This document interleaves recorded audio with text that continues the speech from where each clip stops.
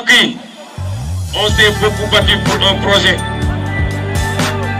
Le projet boobu mooy sauver le Sénégal. Le projet boobu mooy sauver le Sénégal. leen ak jàmm am site internet Talibé Sonko TV li gën a fës ci bopp xabaar yi nag dañ koy dooree accident bu métti rek moom moo am foofu ci diwaan bu Dakar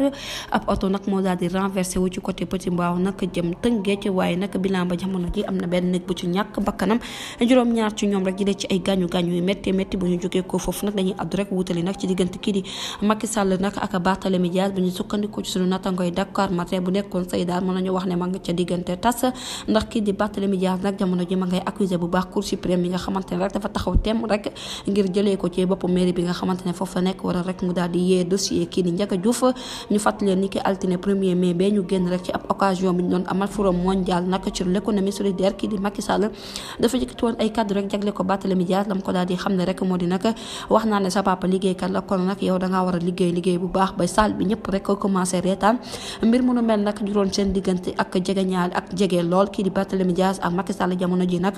ña ngay commencé di am ak réero bu ñu sukkandikoo rek ba tey suñu nattangooy Dakar Matin ñu ne nag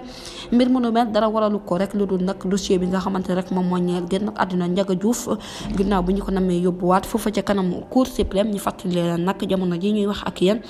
jamono ji kii di Barthélémy Dias pas patriote yi nag dañ ko traité woon ne moom ab traiteur bu bon la ginnaaw bu mu demee région de kii di Macky Sall jamono ji nag laaj bi samp moo di ne boobule tekkaar ci seen diggante nag lan moo ko waral ndax nag seen rapprochement ndax lu wér la woon waaw wala déet ak lu mu ci mënti doon daal ab laaj bu ñu samp la nekk ajuma bee ñu génn nag ci ab journal observateur ginnaaw jàkkaarloo bi nga xamante ne rek doon na ko amal ak presse bi moom Barthélémy Dias moom dafa wax ne nag du wuy ji benn yoon ci boobule dossier ñeel nag Cour suprême bi nga xamante ne rek da koo daal di ubbiwaat te ñu fas dina ko def ab jàkkaarloo nekk ñaar fukki fan ak ñaar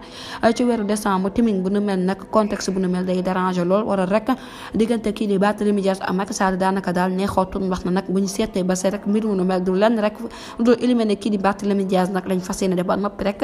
ma saboté candidature kii di Khalifa Ababacar Sall ndax coowal dossier Ndiaga Diouf nag jamono ji daal dinay ñëwaat ginnaaw bu ñu gisee ne rek kii di Macky Sall à chaque fois rek chaque élection bu amee rek da koy daal di bëgg ubbi waral rek moom Barthélémy Dias jamono ji nag